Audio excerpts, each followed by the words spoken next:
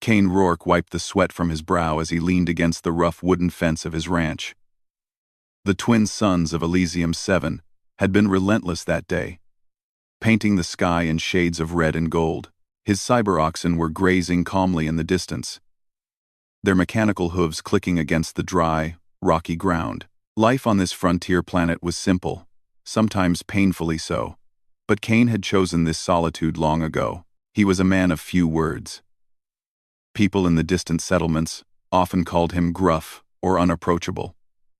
But Kane didn't mind. After the wars and the betrayals, he had learned to trust himself first. The ranch was his world, and the animals were his family. At least, that's what he told himself. A sudden humming noise pulled him from his thoughts. At first, Kane thought it was one of the supply drones he had programmed, but the sound was different, softer, yet persistent. Like a small heartbeat in the sky, he squinted at the horizon and saw a small shuttle descending. Its paint was scratched and faded, and a faint plume of smoke trailed behind it. Kane's instincts sharpened. He had seen plenty of shuttles in distress, but rarely any with a child on board.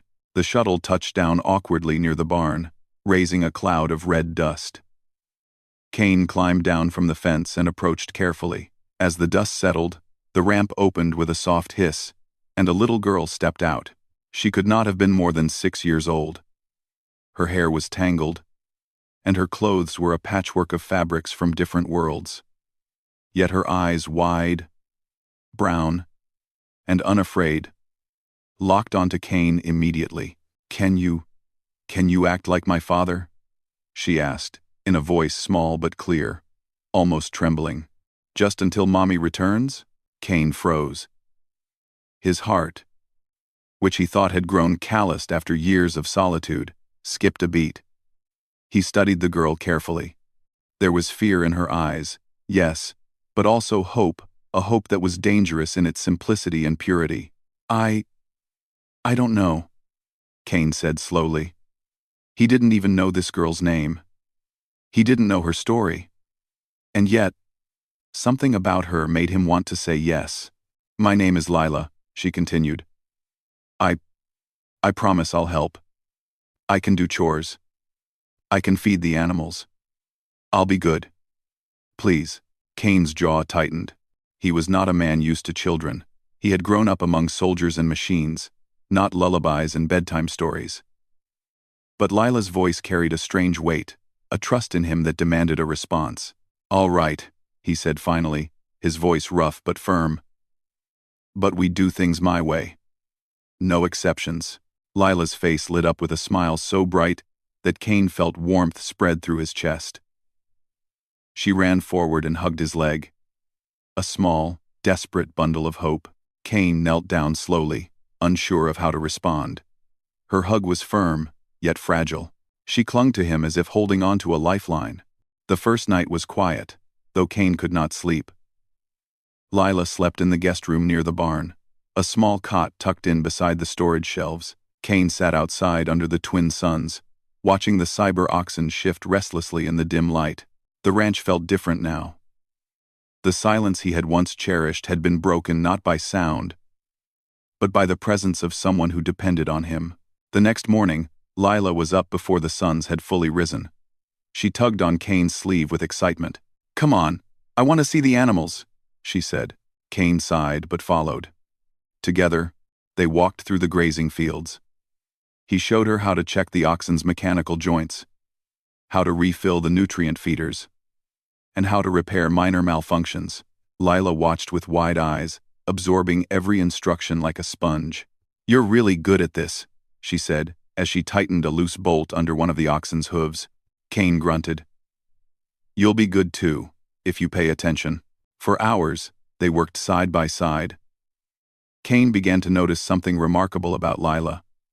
She was not just curious, she was intelligent, thoughtful, and surprisingly strong for her age. When a sudden gust of wind knocked over a small water container, she didn't cry or panic. She righted it, wiped the mud off her hands, and kept working. Kane felt an unfamiliar pride swell in his chest. By midday, they took a break under the shade of a rocky outcrop. Cain pulled a small tin of preserved rations from his pack and offered some to Lila. "I don't have a lot," he said, "but it's enough." Lila accepted it eagerly, her eyes shining.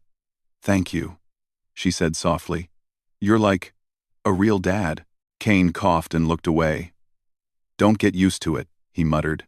The day passed with more lessons and small chores. Cain showed Lila how to check the energy cells in the barn's solar panels, how to clean the water reservoirs, and even how to navigate by the stars when the sun set. Lila soaked in every lesson, never once complaining.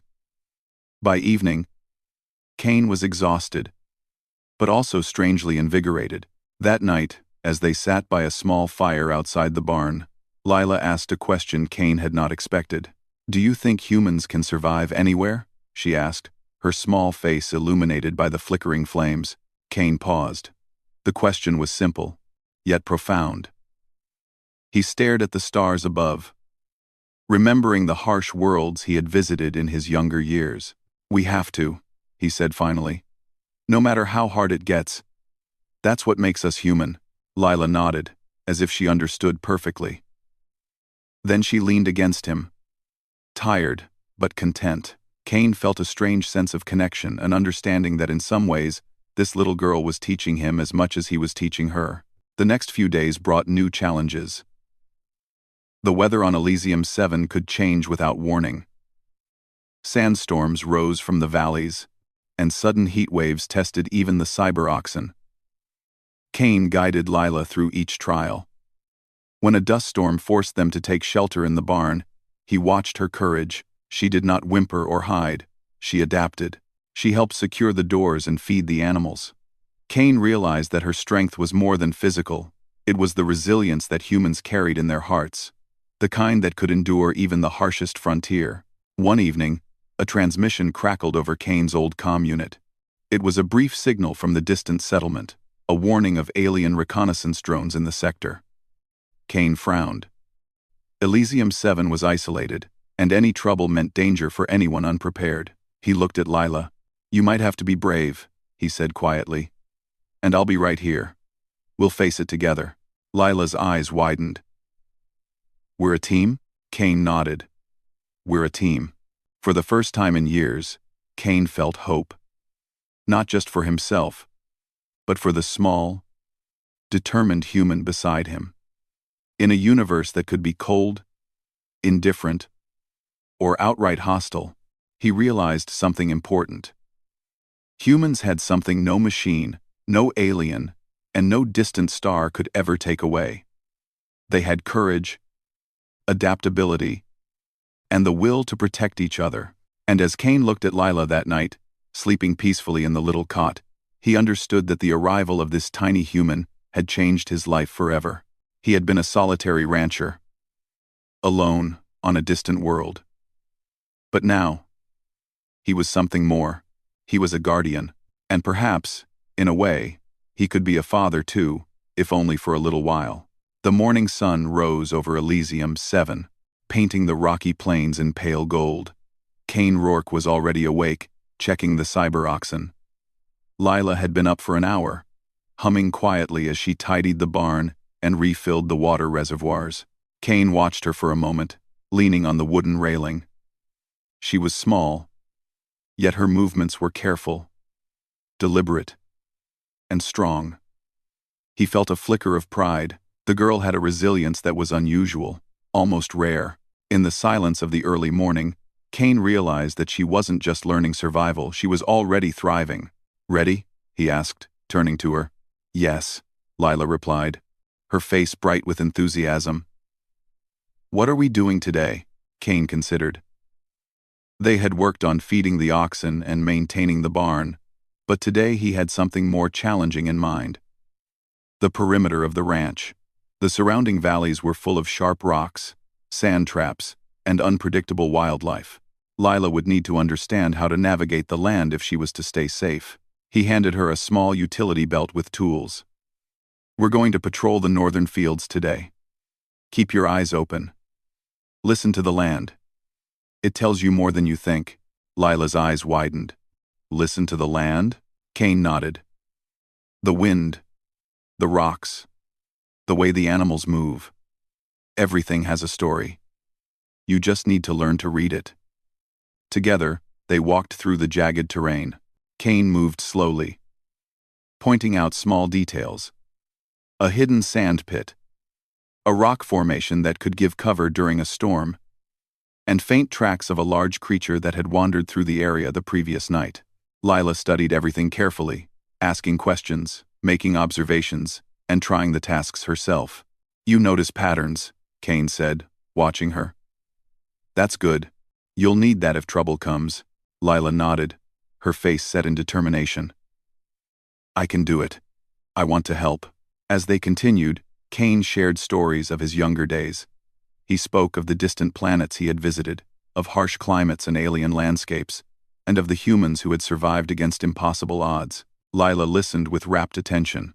Humans can survive anywhere, Kane said, echoing what he had told her before. We adapt, we endure. That's our strength. Lila's eyes shone. Just like you said yesterday, Kane smiled faintly. Exactly like that. By midday, they reached the northern edge of the ranch, where the land dropped sharply into a rocky canyon. Kane pointed to a series of narrow ledges and told Lila to follow his steps carefully. Don't rush, he warned. One wrong move and you could slip. Always think. Always watch your feet. Lila's hands gripped the rocks as she carefully placed her feet. Kane followed close behind, guiding her verbally, offering encouragement without taking over. Slowly, steadily, she navigated the dangerous path. When she reached the other side, she grinned. I did it. I really did it. Kane gave a rare smile, clapping her shoulder. Not bad. Not bad at all. You're learning fast. The sun was high now, and the heat was intense. Kane led Lila to a small shaded cave where a spring trickled quietly. They drank and rested, the sound of water calming them. Why do we do this? Lila asked, sitting on a rock. Why do we practice so much? Kane thought for a moment. Because one day, it might save your life. Not every danger comes from aliens or storms. Sometimes it's just knowing where to step, what to touch, or what to ignore. That knowledge keeps humans alive. Lila nodded slowly. She seemed to understand, at least in part. Their quiet rest was interrupted by movement in the canyon below. Kane's eyes narrowed. Small shapes were moving among the rocks. Not predators, they were different. More organized. More deliberate. Stay close, Kane whispered. He gestured for Lila to crouch behind a rock. The shapes emerged, sleek reconnaissance drones, surveying the terrain. Kane recognized the markings. They were from the Vorath, the alien faction rumored to be scouting human settlements. Why are they here? Lila whispered. Kane's jaw tightened. They're always looking, always testing. Humans make them nervous because we survive where others fail. Don't worry, we're safe. For now, he watched them for a while, noting their movements. Then he whispered, Let's move quietly along the ledge. Keep low, and follow my steps. Lila followed carefully. Kane guided her through narrow paths, across small ravines, and past overhangs. Every so often, he stopped, letting her observe and learn. She copied his methods carefully, sometimes pointing out things he had missed. You're good at this, he said, impressed. Better than I thought. Lila beamed. I learned from the best. By late afternoon, the drones had moved on. Kane exhaled slowly. He looked at Lila, who was standing with hands on her hips, proud and unshaken. You did well, he said. You stayed calm. You watched. You listened. And you followed instructions. That's what counts. Will they come back? She asked nervously. Maybe, Kane said. But that's why we prepare. That's why we learn. Humans don't give up easily. They returned to the ranch as the twin suns began to set. The sky was painted in brilliant oranges and purples, a stark contrast to the rocky, barren land. Kane felt a rare sense of peace. Today had been a test, and Lila had passed with courage and intelligence. That night, Cain and Lila sat outside the barn, watching the stars appear. The twin suns had disappeared below the horizon, and the cool night air settled over the ranch. Lila pulled a blanket around her small shoulders, while Cain kept an eye on the surroundings. "Do you think humans are really stronger than aliens?" Lila asked. Cain thought carefully. "Stronger? Maybe not in every way. But humans are clever. We improvise. We care for each other. That's what makes us stronger in the long run. Courage isn't about fighting, it's about surviving and protecting the people who matter." Lila nodded quietly, understanding more than her age suggested. She leaned against Cain's shoulder. "You make a good teacher," she said softly. Cain laughed, a low, rumbling sound. "Don't get used to it. You're still learning." The night passed quietly. The cyber oxen slept under the barn's shelter, their mechanical bodies humming softly. Cain stayed awake for a while, thinking about the day. Lila's presence had changed the ranch in ways he hadn't expected. It wasn't just that he was teaching her, it was that she reminded him of what humans could do. The courage, ingenuity, and resilience that made humanity remarkable were alive in her small hands and bright eyes. Over the next several days, Cain expanded Lila's lessons. They worked on repairing energy cells, reinforcing the barn's walls, and testing the emergency solar arrays. Each task was a chance to teach observation, critical thinking, and careful planning. Lila was a quick learner. She asked questions, made suggestions, and sometimes noticed flaws in Cain's methods that he had overlooked. He scowled at first, but secretly he was proud. The girl wasn't just surviving, she was excelling. One afternoon, Cain decided it was time to teach her about the planet itself. He led her to a cliff overlooking a wide valley, its surface dotted with strange crystalline formations. "Elysium 7 is alive," Cain explained. "Not like people, not like animals, but in its own way. The wind, the rocks, the plants, they all react to what we do. We must respect it, or it will punish us." Lila leaned over the edge, peering at the valley below. "It's beautiful," she whispered. Cain nodded. "And dangerous. Beauty doesn't mean safe. Humans survive because we see both sides. We appreciate what is good, but we prepare for what is bad." As they made their way back to the ranch, Cain felt a quiet satisfaction. Lila was learning more than survival skills. She was learning something deeper, the essence of human perseverance. That evening, as the stars twinkled above the ranch, Cain realized that his life had shifted.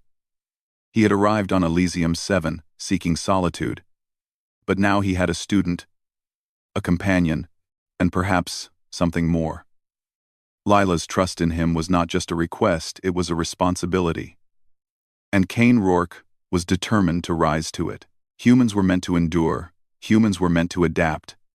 And on this distant planet, Cain and Lila were living proof of that enduring spirit. The morning on Elysium 7 began quietly, but the peace was deceptive. Cain Rourke had been keeping a careful watch ever since the reconnaissance drones had passed a few days ago. Now, as the twin suns rose over the horizon, he noticed small disturbances in the red dust patterns that didn't belong to animals. Something was moving across the plains. Lila was already outside, sweeping the barn area with a small brush she had fashioned into a makeshift broom. She hummed a cheerful tune, oblivious to the tension Cain felt. "Lila," Cain said, his voice low and serious. "Stay close to me today. Watch everything, but don't wander off." "Why?" Lila asked, stopping mid-sweep. "Is something coming?" Cain didn't answer immediately. Instead, he pointed toward the distant hills. Tiny glints of movement caught the sunlight. "Those are not animals. They're machines, but not ours." Lila's eyes widened. "Aliens?" Cain nodded.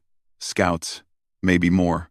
We need to be ready." He led Lila to a shallow canyon near the edge of the ranch, a natural barrier that could hide them from prying sensors. The cyber oxen, sensing the tension, clustered near Cain, their mechanical bodies whirring softly. Lila crouched beside him, her small hands gripping the rocks for balance. Cain whispered instructions carefully, teaching her how to observe without being seen. He showed her how to read the shadows, the direction of dust clouds, and the patterns of movement. Lila absorbed every word, nodding silently. "They're clever," Kane said. "But humans are cleverer. Watch closely. Learn, adapt, survive. That's what we do." Hours passed. The machines moved closer, scanning the land in methodical sweeps. Kane and Lila stayed hidden, using the terrain to their advantage. Kane could see that Lila was growing more confident.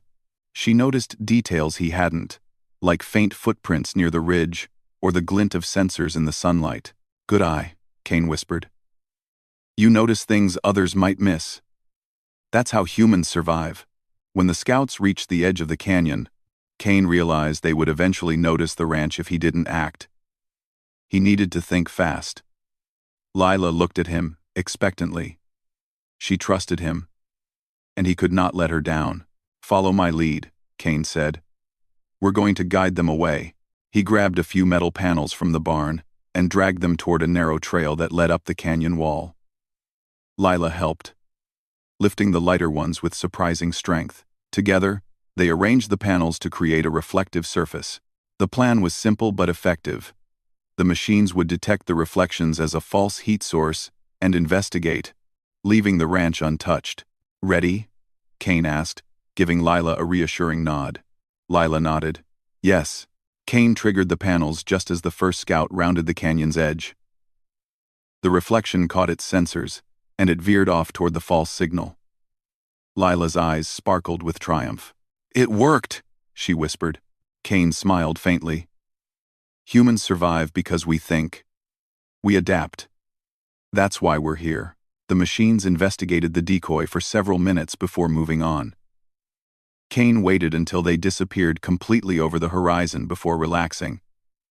He looked at Lila, who was breathing heavily but grinning. "You did well," he said. "We make a good team." "I'm learning from the best," Lila replied. The incident left Kane thoughtful. Lila had not only followed instructions but had suggested small improvements during the setup.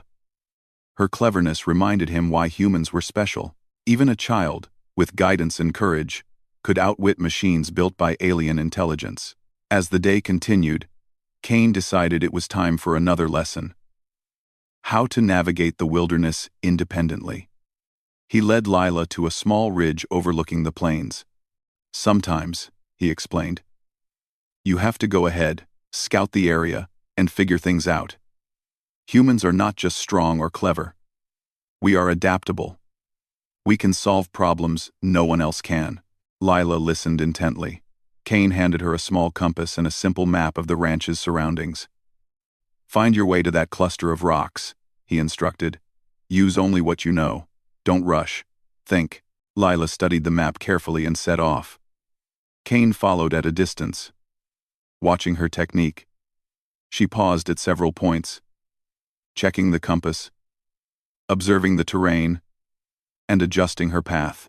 When she finally reached the rocks, she waved excitedly. "I did it," she called. Kane nodded approvingly. "Exactly. Humans survive because we think, plan, and act. You're doing just that." The late afternoon brought a new challenge. The wind picked up suddenly, carrying fine red dust that made breathing difficult and reduced visibility. Kane and Lila retreated to the barn, securing doors and covering the water reservoirs. Lila worked quickly, remembering everything Kane had taught her. "You're fast," Kane said, watching her. "And careful. That combination will keep you alive out here." The storm passed by nightfall, leaving the ranch coated in a thin layer of dust. Kane and Lila stepped outside to check the perimeter. The twin moons of Elysium 7 reflected softly on the rocky plains, casting long shadows. "You know," Kane said quietly, "most people would panic in a storm like that. Humans, we adapt, we survive, and we protect each other." Lila leaned against him. "I feel safe with you," she admitted. Kane felt a warmth he hadn't known in years. He had thought of himself as a loner, untouchable, and indifferent. But Lila's trust reminded him that being human meant more than survival. It meant caring, guiding, and inspiring others. The next morning, Kane noticed new tracks near the outer fences. Larger than any local animal, they were deliberate and uneven. Lila crouched beside him, examining them carefully. "They're not like before," she said. "They're heavier, bigger." Kane frowned. "Could be a patrol. Could be testing us. Either way, we need to be ready." He led Lila through defensive exercises, teaching her how to move quietly, how to use the terrain, and how to anticipate danger. Lila learned quickly, sometimes suggesting moves Kane hadn't considered. "You think like a human," he said with a rare smile. "That's your strength." By midday, the larger threat arrived not with violence, but with reconnaissance.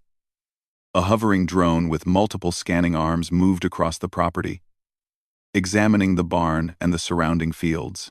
Kane observed it carefully, teaching Lila how to remain calm and use their surroundings to their advantage. "Sometimes humans win without fighting," Kane said. "We think, we adapt, we use the environment. That's what separates us from others." Lila nodded, crouched behind a rock, eyes wide as she followed Kane's instructions. The drone eventually moved on, failing to detect the ranch or its inhabitants. That evening, Kane and Lila sat by a small fire outside the barn. The events of the day hung in the air, a mix of tension, relief, and triumph. Lila poked at the fire, thinking, "Do humans always win?" she asked softly. Kane considered. "Not always. But we survive. And surviving, sometimes that's the most important thing." Lila smiled faintly. "I want to be like that. Brave, clever, human." Kane looked at her, pride swelling in his chest. "You already are." As the twin moons rose, casting silver light over the plains, Kane realized something profound. Humans were not just resilient, they were inventive, brave, determined.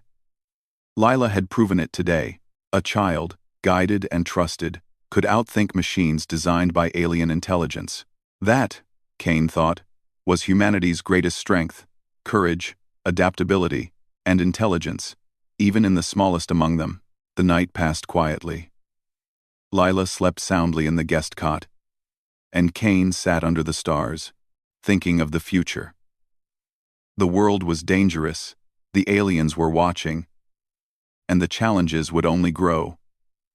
But Kane knew they were ready. He had taught Lila survival, observation, and strategy, and she had taught him something equally important.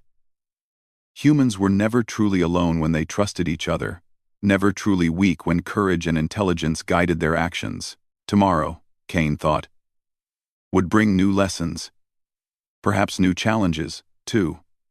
But together, they could face anything. Because humans endure, humans adapt, and humans, Kane realized, could turn even the smallest spark of hope into a force the universe could not ignore.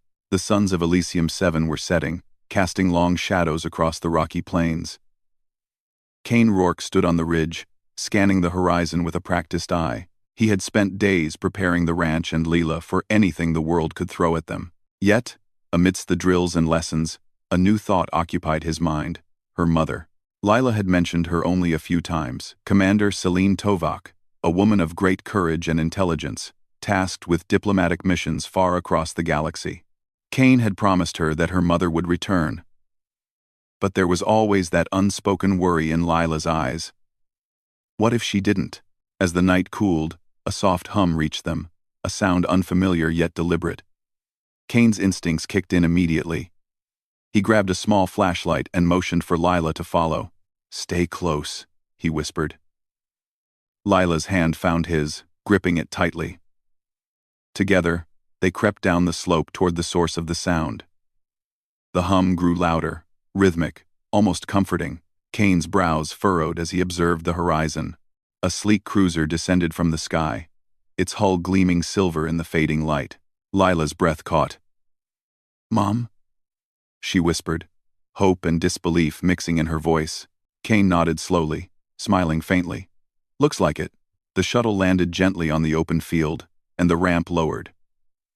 A tall figure stepped out: Commander Celine Tovak, clad in a practical yet elegant uniform, her presence commanding. Lila ran forward without hesitation, her small legs carrying her swiftly across the plains. "Lila," Selene called, her voice full of warmth and relief. Lila reached her mother and hugged her tightly, holding on as if she would never let go. Selene knelt, wrapping her arms around her daughter. Cain watched quietly from a distance, feeling an unfamiliar pang in his chest. This reunion was beautiful and bittersweet. "You've grown so much," Selene said softly, brushing a strand of hair from Lila's face. "Cain, I see why she talks about you."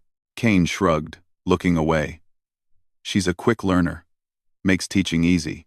Selene's eyes softened. "It's more than that. You've been more than a teacher. You've been a father to her, and I can see she needed that." Cain felt a lump in his throat but did not respond.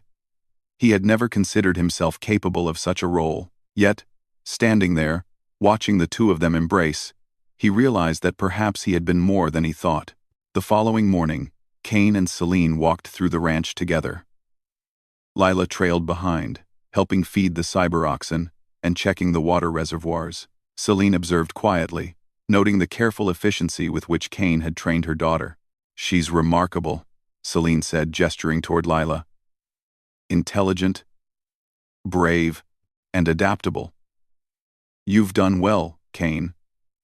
Better than I could have imagined." Cain looked at her, feeling the weight of the compliment. "She's human," he said simply. "That's all it takes." Selene smiled faintly. "Human, yes. But your guidance made the difference. You've shown her how to survive, how to think, how to trust herself. That's priceless." Lila, hearing this, ran up and hugged Cain. Cain laughed quietly. All right. Enough praise for one day." As the day wore on, Selene briefed Cain on the larger situation in the galaxy. The Vorath were advancing, scouting human settlements, but no open conflicts had yet begun. Cain listened carefully, absorbing the details. He realized that the skills he had taught Lila, observation, adaptability, strategic thinking, were the very qualities that could help humans withstand the coming challenges. "You've prepared her well," Selene said, looking at Cain. "And perhaps you've prepared yourself too." Cain raised an eyebrow. "Prepared myself?" "Yes," Selene replied. "You've shown what humans can do when we rely on intelligence, courage, and each other. It's inspiring, Cain. Humanity survives not just because of technology or strength, but because of people like you and Lila. People who never give up." Cain looked out across the plains, feeling the truth in her words. Lila had taught him something he hadn't realized before. Humans are not defined by isolation or solitude, but by connection, trust, and the will to protect one another. That evening, as the twin suns dipped below the horizon, Selene suggested a small demonstration of skills, a friendly exercise to test what Lila had learned. Cain agreed. Together, they set up a series of challenges, navigating through rocky terrain, checking water supplies, and observing wildlife patterns. Lila performed each task with precision and confidence, demonstrating the lessons Cain had instilled in her. "Excellent work," Selene said, smiling warmly. "You've learned well, Lila. And Cain, thank you. Truly." Cain waved off the praise, but a small smile tugged at his lips. "She did the work. I just guided her." That night, the three of them sat around a fire outside the barn. Lila dozed against her mother, exhausted from the day's lessons. Selene and Cain watched the stars, the vastness of Elysium 7 stretching before them. "You know," Selene said quietly, "I was worried about leaving her. But now, I can see she's in good hands. You've given her courage, Cain, something that no ship, no mission, no technology could ever provide." Cain nodded. "Humans endure because we care. We adapt. We protect. That's the lesson she needed. And perhaps, the one I needed too." Selene's eyes softened. "I think you did more than just guide her. You inspired her. And maybe, you've inspired me as well." Cain looked at her, sensing the depth of her meaning. Humanity's strength wasn't just in courage or intelligence. It was in the bonds we formed, the trust we gave, and the hope we inspired in one another. He realized that through Lila, he had rekindled something he thought lost. The belief that humans, even in the harshest conditions, could thrive. The following days were filled with preparation. Celine shared information about nearby settlements and potential threats. Cain and Lila worked together, reinforcing defenses, checking supplies, and creating early warning systems. Lila's skills grew rapidly, her confidence evident in every action. She learned to anticipate challenges, adapt to unexpected circumstances, and act with decisiveness. One afternoon, Celine pulled Cain aside. "The Vorath may return," she said, her tone serious. "And when they do, they won't just scout. But I see something in Lila, and in you. You've turned ordinary survival into something extraordinary. You've proven that humans can endure anything. That is what gives me hope." Cain felt a sense of purpose he hadn't felt in years. The universe was vast, the dangers real, but he and Lila had already faced challenges together and succeeded. Humanity's greatest weapon wasn't just technology. It was intelligence, courage, and the unbreakable will to survive. As the sun set, Lila ran to Cain, dragging a small map she had drawn. "Look, I marked where the drones came from, and where we can hide if they return." Cain smiled. "You're thinking ahead. That's good. That's human." Celine watched, admiration shining in her eyes. Humans endure because of hope, courage, and ingenuity. And you two embody all of it. That night, the three of them sat together, a small family in a vast, lonely world. Cain realized that the return of Lila's mother did not mean an ending, it was a continuation, a new chapter in which humans, guided by courage, intelligence, and care for each other, could face whatever challenges lay ahead. Elysium 7 was still dangerous. The Vorath were still out there. But for the first time in a long while, Cain felt that humanity could not only survive, it could thrive.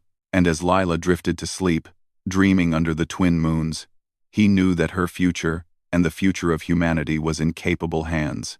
Humans were resilient. Humans adapted. And humans, even in the harshest corners of the universe, could shine brighter than any star. Cain Rourke looked at the horizon and smiled. They were ready. The morning air on Elysium 7 was crisp and clear. The twin suns had just begun, their slow climb over the jagged horizon, casting warm light across the rocky plains. Cain Rourke stood at the edge of his ranch, watching the cyber oxen graze. The land felt alive in a way it never had before, vibrant, resilient, and full of promise. Lila was already outside, her small figure moving quickly as she checked the water reservoirs. Celine Tovak, her mother, observed her with quiet pride from the porch of the barn. Cain smiled to himself. The girl had grown in confidence, intelligence, and courage since her arrival. She had learned not just to survive, but to think, adapt, and thrive in a world that was often unpredictable and dangerous. Cain's thoughts wandered to the future. The galaxy beyond Elysium 7 was vast and filled with challenges. The Vorath had been watching, and the threat of new dangers loomed on the horizon. But today, he realized, they were ready. Humans survived not just through strength or weapons, but through ingenuity, courage, and the bonds they shared. Celine approached Cain, her steps careful but confident. "Cain," she said softly, "I've been thinking. The way you taught Lila everything she's learned, you've done more than I could have hoped. She's prepared, and I owe you my gratitude." Cain shrugged, brushing dust from his hands. "I didn't do it alone. She's brave, clever, and quick to learn. That's human nature." Celine nodded. "True, but not everyone would have taken the time or shown the patience and trust you have. That makes the difference. You've proven that humans can endure and thrive even in the harshest conditions. Kane looked out over the plains. It's not just about surviving, he said quietly. It's about teaching someone to be ready, to think, and to care. That's what makes humans strong. That's what keeps hope alive. Lila ran up to them, holding a small bundle of tools and supplies. Look! I finished checking the oxen's energy cells, and I marked safe paths for the northern ridge. Her eyes sparkled with pride. Kane ruffled her hair gently. Good work. You're learning fast. Humans survive because we pay attention, think ahead, and adapt. That's what you've done. Celine smiled at both of them. She's more than ready for anything now. And you've reminded me that humans can always find a way, even when the odds seem impossible. Over the next few days, Kane, Celine, and Leela worked together to reinforce the ranch. They repaired fences, strengthened shelters, and built small observation posts across the fields. Kane taught Lila to read the stars for navigation and to predict weather changes by observing the clouds and wind patterns. Lila learned quickly, sometimes noticing things Kane hadn't, and suggesting improvements. You think like a human, Kane said with a small laugh. That's our real strength. We see problems and find solutions when no one else can. Lila grinned. I learned from the best. Celine watched quietly, admiration in her eyes. Humans endure not because they are the strongest, but because they adapt, think, and protect each other. You two embody all of that. One evening, Kane sat with Lila near the small campfire outside the barn. The twin moons rose slowly over the plains, casting silver light across the rocky terrain. Lila poked at the fire thoughtfully. Kane, she said, her voice soft. Do you think humans can really survive anywhere? Kane leaned back, looking at the stars. I know we can. We endure storms, deserts, oceans, or distant planets. We survive because we adapt. We survive because we care for each other. And most importantly, we survive because we never give up. Lila nodded slowly, hugging her knees. I want to be like that. Brave, clever, human. Kane smiled and placed a hand on her shoulder. You already are. And one day, you'll teach someone else the same lessons. That's how humans keep going. The next morning brought a surprise. Celine had received a transmission from the Galactic Federation. They offered Kane a position in the Planetary Defense Initiative, recognizing his skill, leadership, and ingenuity in preparing the ranch and mentoring Lila. The offer was prestigious, with responsibilities that could impact human settlements across several planets. Kane looked at Celine and Lila. I appreciate it, he said, but this ranch, this life, it's mine. I choose simplicity over politics and stars. I teach humans where I am, not somewhere far away. But I will help in other ways. I will share what I know. Celine nodded, understanding completely. That's fair. But Kane, know that you've inspired not just Lila, but anyone who sees what humans can do. That matters, more than you realize. Lila jumped up and hugged him tightly. You'll still be my teacher, right? My dad, kind of? Kane laughed, feeling a lump in his throat. Always, kid. Always. In the following weeks, they continued preparing the ranch while monitoring the plains for any signs of alien activity. The Vorath remained distant, but the lessons Kane had taught Lila now extended to Celine as well. Together, they improved observation systems, reinforced shelters, and developed simple warning signals. Lila's confidence grew with each passing day. She navigated the terrain alone, repaired minor equipment, and anticipated natural hazards, demonstrating the human spirit's resilience. One late afternoon, Kane and Lila stood on a high ridge overlooking the valley. Below, the plains stretched endlessly, dotted with rocks and crystalline formations. Kane pointed toward a small patch of the horizon. See that? He said. That's where you can practice thinking ahead. Predict weather. Plan your route. Check for obstacles. Humans survive by thinking before acting. Remember that. Lila nodded, eyes bright. I'll remember. Celine joined them, placing a hand on Lila's shoulder. You've come a long way, she said, and Cain. You've shown that humanity is not defined by weapons or machines, but by courage, intelligence, and the bonds we share. That's why we survive. Cain felt a quiet pride. The work was not done, the universe was vast, and dangers still awaited, but they were ready. Lila had learned the skills and mindset to face challenges with courage and intelligence. Cain had rediscovered hope and purpose. Celine had seen the full measure of what humans could endure. That evening, they sat by the fire, sharing stories, laughter, and quiet reflection. The twin moons shone above, and the stars twinkled brightly across the endless plains. Cain looked at Lila, now sleeping peacefully against her mother, and felt a sense of completion. She was prepared for the world, prepared to survive, and prepared to thrive. Humans endure, Cain whispered to himself. Humans adapt. Humans protect and inspire each other. That is our strength. As the suns rose the next morning, Cain made a final inspection of the ranch. Everything was in order: the fences, shelters, observation posts, and water systems. Lila ran ahead, checking her favorite spots, confident and capable. Celine watched them, proud and reassured. Cain stood on the ridge one last time, looking at the vast landscape. The future was uncertain, full of challenges. But he had faith. Humans could survive, adapt, and rise above anything. And on Elysium 7, this small trio embodied that spirit perfectly. The twin suns climbed higher, illuminating the plains with warmth and light. Cain, Lila, and Celine walked down together toward the ranch, ready for whatever the universe might send next, not as isolated individuals, but as humans resilient, clever, and full of courage.